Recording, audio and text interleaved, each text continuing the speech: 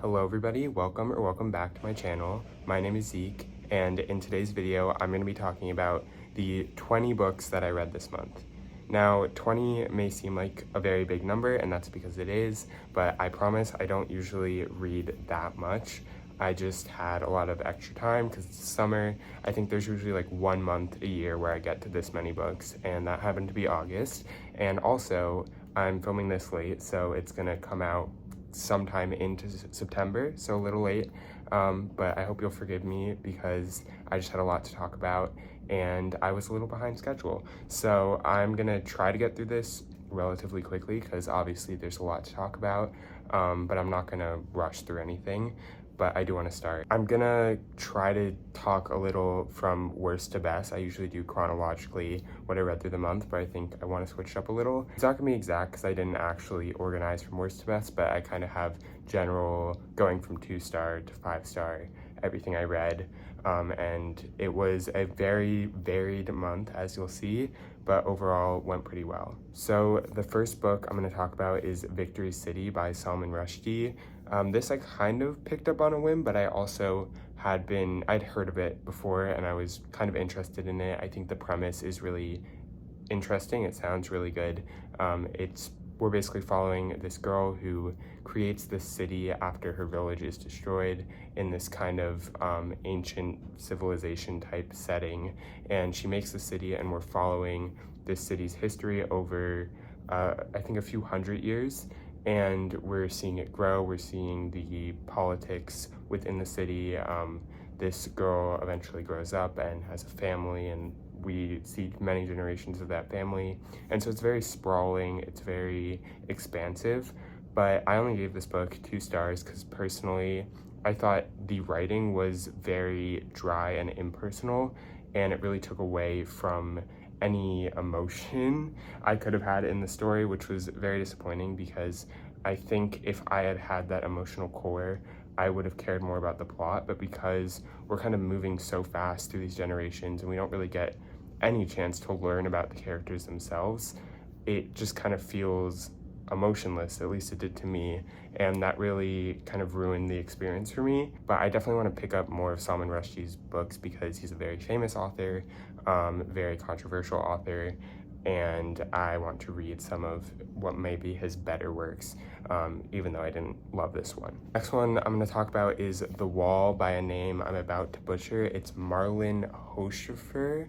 I don't know if I got that right. This is kind of an older book, but it's kind of a classic in weird, apocalyptic, strange fiction. I don't know what the actual exact genre name you want to call it is. It just sounded really interesting. We're following a woman who is kind of on this vacation, and she is suddenly kind of left behind the wall, this random invisible wall, alone by herself with a few animals, and she has to adapt to this new situation. She has to figure out how to survive, and we are following almost like these diary entries throughout this whole experience. It's not a very long book per se, but my problem with this book was the pacing and what we actually focused on. It's very just slice of life while she's living this. Not that slice of life is the right term because that gives kind of positive connotations, at least to me.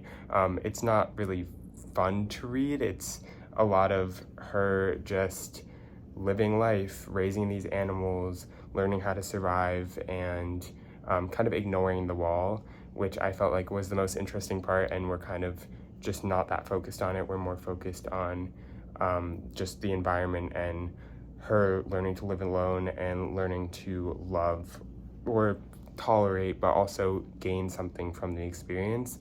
And I think it was an interesting premise. I liked the ideas that it explored of her having this new experience that really taught her a lot about herself, and I liked that in concept. But I thought the actual plot was very boring because we just didn't end up following much. There was not much actual plot going on. It was just her kind of living. And I think this was more of a me problem because I think this will work for a lot of people. It's just you have to go in knowing that, and I didn't think that I knew going in that it was going to be this kind of slow, so I was expecting a little more. But I still gave it 3 stars because I think it's impressive in a lot of ways, especially for how old it is, and it was still good. It just didn't keep my attention fully. The next book, I kind of had similar issues with just it not connecting with me, but I think it could definitely connect with other people, and that's The Luminous Republic by Andres Barba, which I also gave 3 stars. And this book, this is a very short book, and we're following this town where all of a sudden these random children show up and start kind of wrecking havoc, and they're kind of very strange. They sneak in almost. They are almost unconscious to the public eye. They become beggars on the streets, and then they slowly infiltrate the city and start interacting with its inhabitants more and more. And I really liked that concept, and I really liked what it was trying to say, what the book was trying to say about what we do with like outcasts of civilization and how we treat them. And we see throughout the book like the children of the inhabitants start to join in with these children, and the way that they are treated after certain events that unfold is very harsh and it's very extreme, and it leads to a really powerful ending. But I just think that it didn't necessarily emotionally connect really well with me. And I think this is a double-edged sword here, because I think it was because of the writing, but I also thought the writing was beautiful because the writing is very unique. It is told in this way that is very reflective. The main character is narrating from the future about what happened, and it's interspersed with him referencing like news sources and different like I think fake literary sources of the time that are related to the events ongoing. And so it's very interesting in that way, but I also felt like it made it hard to emotionally connect with the story, at least for me. I think it's a very impressive work of fiction, and I think it's very well done. It just wasn't necessarily my favorite. Next, I read The Marriage Portrait by Maggie O'Farrell, which I had read Hamnet, which is her biggest book, very successful, which I really liked a lot. And she just has this way of really taking beautiful prose and telling sweeping, beautiful, sad stories with, and I think she did that a lot with The Marriage Portrait as well. I just don't think it was as successful for me because of the actual storyline. I think there's a lot more going on in Hamnet. There's a lot more emotional depth to Hamnet, but in The Marriage Portrait, I felt like it was too long for what it was, and there just wasn't enough going on to keep me engaged. And we're in The Marriage Portrait, we're following, it's like a historical fiction, takes place in Florence, and then when our main character gets married off, that's a big part of it, with her husband in a different place. I forgot the exact name, but we are in these kind of 2 settings. We're flipping back and forth between timelines, but the general core of the story is about this woman's growing up in her family originally, and see all her family, her siblings, her parents, how they kind of treat her. She's kind of an outcast of the family in a lot of ways, and then seeing her grow up and join this new household and then have to survive in difficult conditions. And I just thought that it wasn't really something I was that interested in. I more picked it up because it was Maggie O'Farrell. I just don't think historical fiction is usually my thing. It really worked for me in Hamnet, but for whatever reason, I just didn't connect as much with The Marriage Portrait. But I still have to hand it to the writing is beautiful, and the actual story, there's nothing wrong with it. It just wasn't necessarily for me, so I gave it 3 stars. Now, the next book I actually had more problems with, but at the same time, I think it was very balanced out by the good parts, and that's The Hacienda by Isabel Cañas. I read this when I was trying to read like more gothic and creepy books, so I picked it up, and I had heard lots of good things about it, and a lot of it lived through. We're following this woman who marries into this family, and it's very Rebecca inspired, so she's going to this big house. Her husband had a previous wife who passed away under mysterious circumstances, and it just has that very creepy atmosphere. But this one, The Hacienda, is a lot more explicit in kind of the horror elements. I don't think it's really horror, but in Rebecca, it's more just the atmosphere makes it creepy. But in The Hacienda, there's actual stuff going on around the protagonist that makes it scary. And my problem with the book was I love the atmosphere, I love the writing, but the actual plot, where it went, really disappointed me, and also the characters I didn't find all that engaging. There were lots of side characters I just did not care much about, especially the protagonist gets a love interest that I just thought was kind of drawn out and took way too much time of the book. Was this development of this relationship that I just thought was not really necessary for the story or for the aspects that I liked of the book. But that also might just be a me thing. I just thought it wasn't really well developed, and it wasn't my favorite thing, and it kind of detracted from the good parts of it enough where I was let down by it. And also where the plot ended up going, it just kind of felt semi-predictable, and the ending just didn't seem to fit with the overall tone of the rest of the book, in my opinion. I wanted something a little more interesting than what actually happened. So I gave it 3 stars, and I was disappointed by this because I really expected to love it a lot more than I did. But I know she has a new book coming out, I think, unless it's already out, and I'll look into that because I think that one's like focused on vampires. Could be interesting. And this definitely showed me that like she could be an author I really liked. It's just this story didn't really work that much for me. We're finally getting into some physical books that I read. The rest were all digital so far. But that was A Children's Bible by Lydia Millett. And from here on out, every book I read, I really, really enjoyed, which is a good sign because we still have a lot to get through. But this book is post-apocalyptic, but not in like a fantastical way. It's very real life. Climate change kind of creates the storm that separates these kids from their parents. They're all on vacation together and they get separated, and they have to learn to survive. But the way it's told is, it's not all like this. We have one central protagonist, but it's a lot of using we pronouns and talking as of the children as a collective. These children, they know each other, but they don't know each other super well, and they play a lot of games with each other. When they are with their parents on vacation, we see this kind of strange-ish relationship between a lot of them. They're all of different ages, and we also see the incompetence of their parents. And I think that it was just really eerie in a lot of ways, just seeing the relationship between these children, seeing how they interacted with the end of the world. And I just really liked the direction the story went into. I think it was very readable.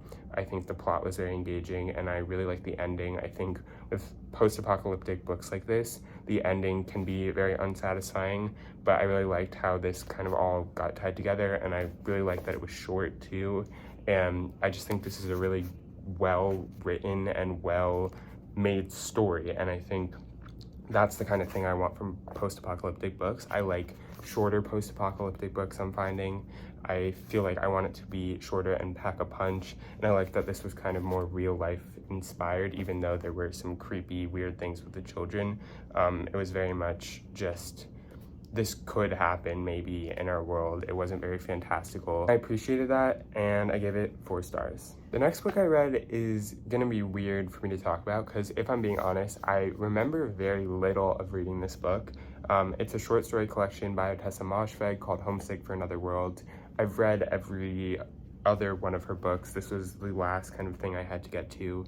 I was very excited for it because I've been in a short story kick, and I really like Recessive Teeth's ideas, even though they don't always pan out for me in book form. So I thought, what's better than a lot of short stories with a lot of different ideas? And I did not necessarily get that, but I did enjoy it a lot. I don't remember like any of the stories except for the last one, which has really stuck with me and I feel like is a really good representation of what this short story collection is. That story was about these 2 kids, but specifically one. They were sisters, and this kid just has really scary thoughts that like are very plausible that children would have, about like death and like killing and causing violence and pain, and actually maybe following through with that. And that one was that has stuck with me. That one was really insane, and I really like that one. But I think that's the general vibe for a lot of these stories, is just these horrible characters, or not necessarily horrible, but the way they're written is as if they are like disgusting. And I think something that Recessive Teeth does really well is she writes bad people. She writes people who are very unlikable very well, and she also makes you dislike people because of the language she uses, and it's a very weird experience. And I think a lot of these stories touched on similar ideas and had very similar kind of writing and very similar plot lines, even in a lot of ways, or not necessarily plot lines, but they're very similar thematically, using different experiences, different conditions, and different little stories to talk about the human condition and how terrible it is to be human.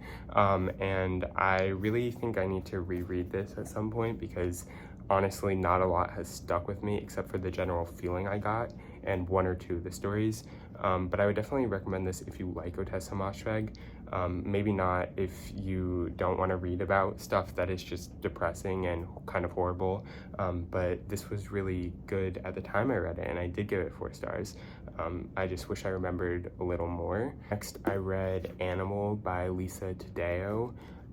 This was on my radar, but I wasn't really planning on picking it up until I saw it in the bookstore and picked it up. It's a very strange book, but it's also very engaging and very satisfying, I'd say. In this book, we're following a woman who has witnessed many terrible events, but specifically one that has kind of kick-started this journey perpetrated by men on themselves and others. This book kind of follows this journey and transformation away from being a victim of these cruel and disturbing acts to being a perpetrator of them in the opposite way against men in her life.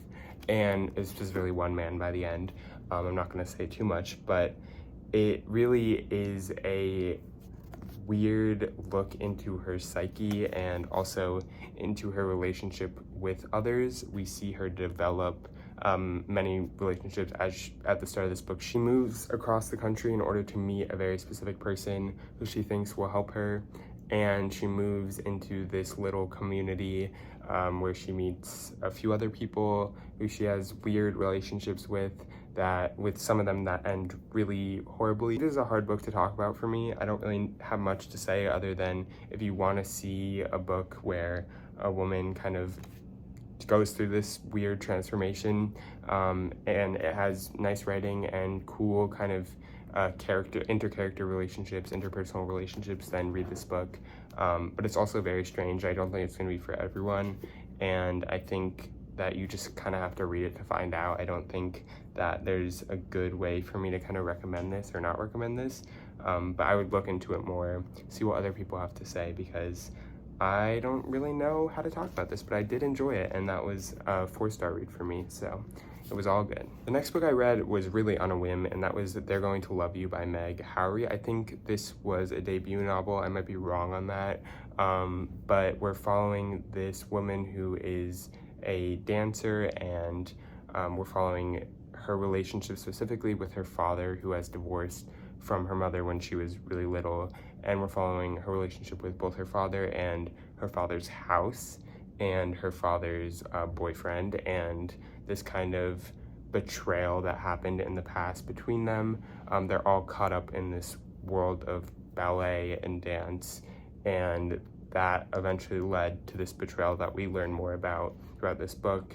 And I just think that it was really good with handling these relationships, and also handling the discussion of art and how art can get between people and how love can ruin other relationships. And it was just really interesting book. I think I really had no idea what to expect, and I was very pleasantly surprised, and I especially just liked how it developed. I liked the lead up to the reveal of the grand betrayal and kind of learning about the events that happened in the past through this lens in the present of her father currently dying, and that kind of brings them back together, and they have to kind of reconcile their differences. And I just think it was a really interesting portrayal of these hard relationships, and yeah, it was just well worth my time, and I wasn't really expecting to like it as much as I did, and I gave it 4 stars. Next book I read, I'm very happy I finally read. It's been a long time coming, and that's Jade City by Fonda Lee. Epic fantasy trilogy, all of them are completed by now. This came out in like 2017. I think I've known about it since it came out, and I finally got to read it, and as everyone says, it's very popular. It's kind of Godfather inspired, but it takes place in the setting where there's this substance called jade that specific people can use to kind of gain special powers. But that's not really the focus, at least of this first book. It's really about these two families that kind of control the city, and we're following the members of one family as this kind of war is building between the two different families, and things escalate, and we're following a lot of different members of the family. There's lots of twists and turns, and it's very action-packed, but it's also very political and very intriguing, and really builds a lot on for future books, which I've also heard are really, really good. So I'm excited I finally started this, and I'm excited to continue with it sometime. I don't know when I'll get to it, but I really did enjoy this first book, and I think that's a good sign for other books in the future. So I gave this 4 stars as well, and I'm very happy that I finally read it. Okay, the next book I read was another gothic inspired creepy book that I wanted to read, as I was talking about earlier with the Hacienda, and I read this kind of at the same time, right before, and it really set expectations high, and that was We Have Always Lived in the Castle by Shirley Jackson. This is a classic, and I see why. It's a very strange book. We're following these 2 girls and their uncle, but it's really about the 2 girls, and they live on the outskirts of this town in this grand house. An event happened in the past with their family that left them alone in this house with their uncle, and the town hates them, and we follow the progression of the story where a new person enters their house who they're related to, and we follow the relationship they build with him and the bad things that happen with him, and then we also see their life with the villagers. It's a really creepy, atmospherically book, but also I think it's just really powerful seeing how they have to interact with people around them, and how, because they are outsiders, because of this event that happened in the past, they're very judged, and there's a lot of prejudice against them, and they have to kind of fight that, but they don't want to. They kind of just want to live their own lives separately, but things follow them wherever they go. And I just thought it was really well written, and the atmosphere that it built was really good, and I'm happy that it was short, because the kind of story that it was, it kind of had to be short, and it just really worked for me, and I wasn't planning on reading it necessarily, but I'm glad that I did, and I gave it 4 stars. I think we're like halfway done. We're a little more than halfway done. I'm gonna try to speed it up a little because this is getting very long. The next book I read is a collection of essays by Joan Didion. This is The White Album. I'm not sure if this is one of her most popular, but I've definitely seen this a lot, and it's just taking me so long to get to, and I'm very happy I finally did. This is a very sprawling essay collection. We focus on a lot of different topics. There's a lot of personal essays, there's a lot of essays about different places, about different people who interest her. She critiques the feminist movement. There's just a lot going on in this essay collection, and I just think that obviously not every single essay hit me as hard, but I think the opening essay, The White Album, the titular essay, and also the ones about things that I was also interested in really hit for me. There were some that were about very like specific things that Joan Didion was interested in. I was like, okay, like it's a dam, like you have a whole essay about a dam in here, and I don't really care about that, but the way she writes always manages to keep it engaging, and she's just such a unique voice, and I think that this was really good, and I gave this 4 or 4.5 stars, and I could reread this today. Like, I just think it's so readable and so enjoyable to get her perspective on things. Yeah, now I have to talk about the first book I read this month, and that was Cersei by Madeline Miller. I was not gonna read this book like ever, because I read The Song of Achilles a few years ago and unpopularly did not love it. It was fine, but it didn't really stick with me that much. I didn't really feel the need to read another Greek mythological retelling from Madeline Miller, but I just found this one a lot more engaging. It's a retelling of the story of Cersei. It touches on like aspects of the Odyssey that are related to her story, and also just her story outside of that, and her being exiled to this island and living her life there, and the various events and people who come and find her that she has to deal with. And I just really thought that her character was so well written, which really draws you in, and it needs to be. That's the most important part of the book, because she's our perspective for the whole time, and it's not a super long book, but it's not a short book. So the fact that she was so well written was very important and was very well done. And I also think the writing was very nice, and I really enjoyed it. It felt more grown up to me than the Song of Achilles, and I just thought it was a lot more engaging and a lot more emotionally charged than the Song of Achilles was for me. So I gave it 4 stars and was very pleasantly surprised. And I'm gonna read, she has a very short other retelling called Galatea that I'm planning on reading very soon, and so hopefully I'll like that at least as much as Cersei, and more than I like the Song of Achilles, and that'll kind of confirm to me whether this was a one-off or if Song of Achilles was the one-off. Next, I have Tar Baby by Toni Morrison. I love Toni Morrison, and I kind of picked this up randomly. I saw it in a bookstore. I thought, why not? I love Toni Morrison. I have not read this book, and I think this is probably one of my least favorite Toni Morrison books I've read. And I think that's a testament to how amazing Toni Morrison is, because this is still probably one of my favorite books I've read this month. And so I have nothing but praise for this book.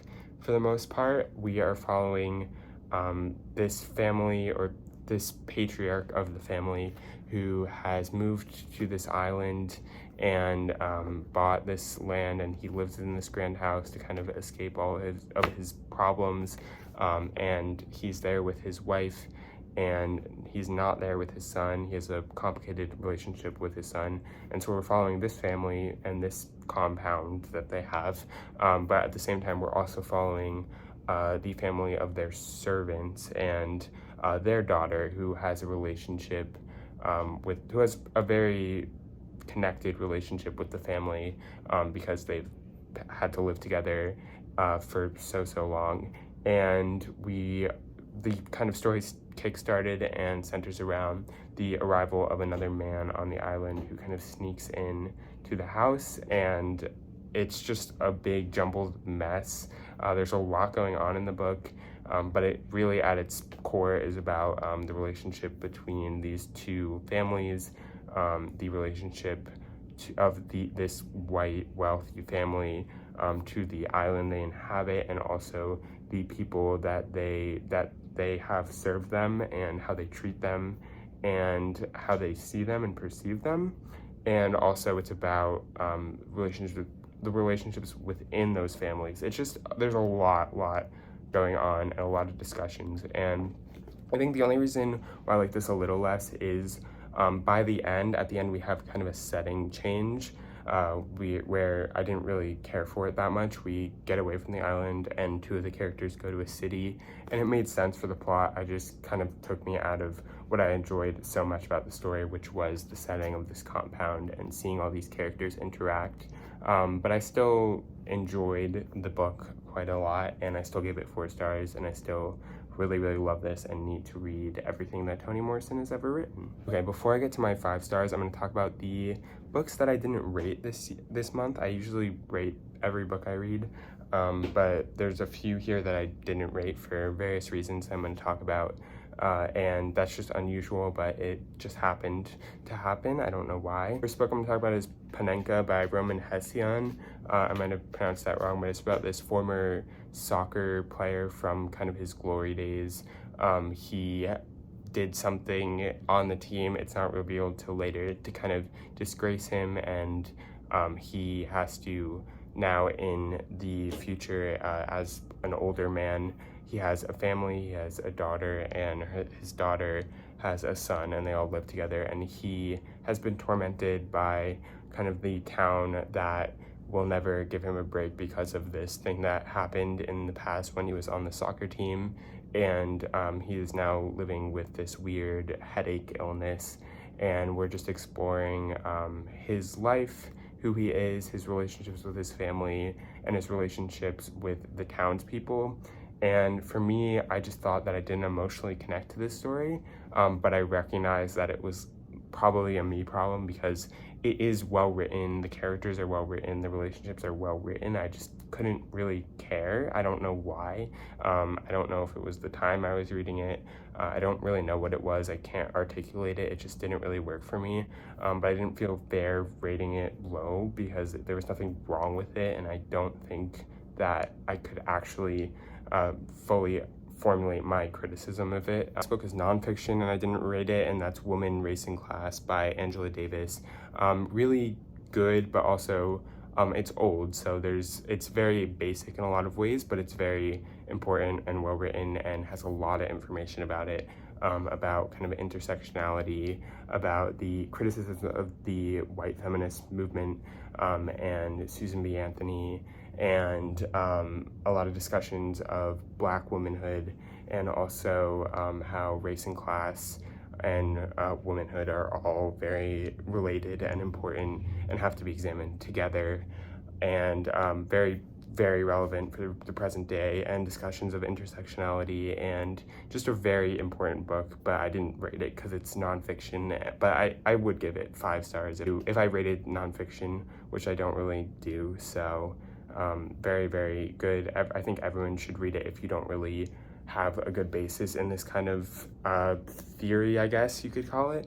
But I felt like I knew a lot of what the book was talking about already, but I think it's still really important. Okay, we're getting there, I promise.